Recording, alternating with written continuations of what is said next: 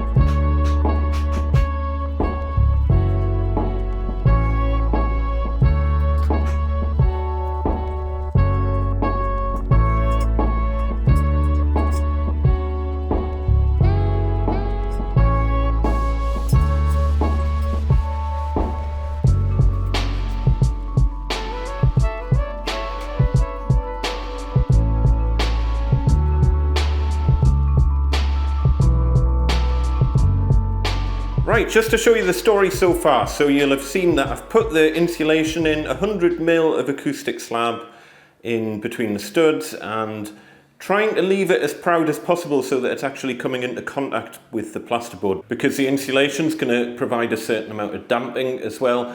And the next stage is joy of joy. It is the text sound. I mean, to be fair, the text sound, it's not too bad, but it is the heaviest material known to mankind. So this stuff is mass-loaded vinyl. It's very heavy, and I would advise having someone to help you. And I mean, a single roll of this stuff is, I can only just pick it up. So what I generally do is I just cut it up into manageable sections. I'm not going to go into the detail of that because it is exactly the same as the video that I've already done on soundproofing alcoves. So go and watch that. But essentially we've got the stud wall. In terms of the gap between the stud wall and the original wall, make it as big as you can. It depends how much space you can afford to lose out the room. The bigger the gap, the more effective it's going to be. But obviously it's a balance of how much space you can afford to lose. So we've got the stud wall, we've got the acoustic insulation. I've got the 12.5mm acoustic plasterboard that I'm using. Again, how far you want to push it is up to you. You can go for 15mm or you can go for 19mm. But I'm going for 2 layers of 12.5mm with the mass-loaded vinyl in between. And that should be more than enough because that will give 25mm of acoustic plasterboard plus the mass-loaded vinyl. So I think that will perform admirably. Also, at this stage, I've sealed around all of the edges with acoustic sealant.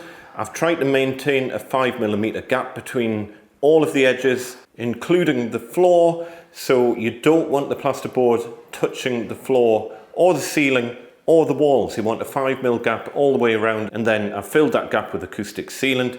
It doesn't need to look pretty. This is all going to be covered up and plastered, and if there's going to be a layer where you're going to apply more acoustic sealant, this is probably going to be the one, because once you get to your final layer, that's obviously going to be plastered or skimmed on top, and I don't know how well plaster sticks to acoustic sealant. So I would say on your final layer, don't go too heavy on the sealant. But on this layer, because it's going to get covered with the mass-loaded vinyl and another layer of plasterboard, I've sealed every single gap, including the join between boards as well.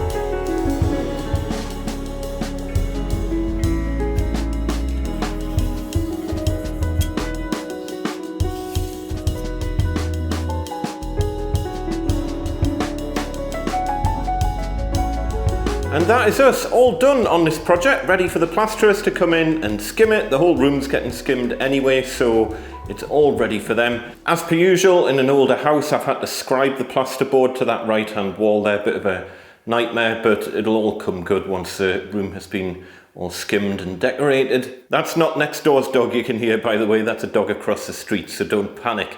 I actually haven't been able to hear anything from next door at all since doing this, so it's all working absolutely grand, which I'm very pleased about.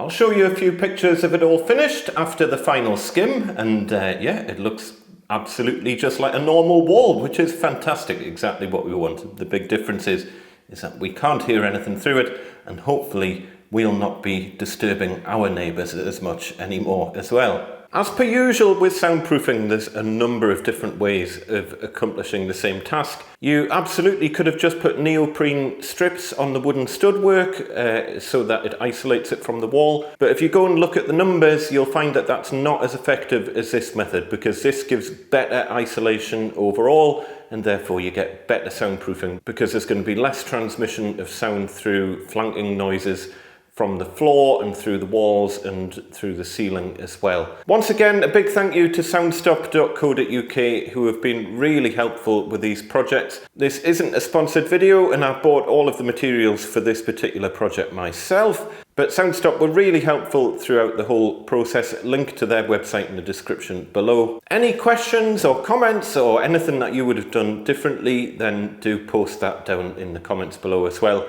Take care, folks. I shall see you next time. Tatty bye.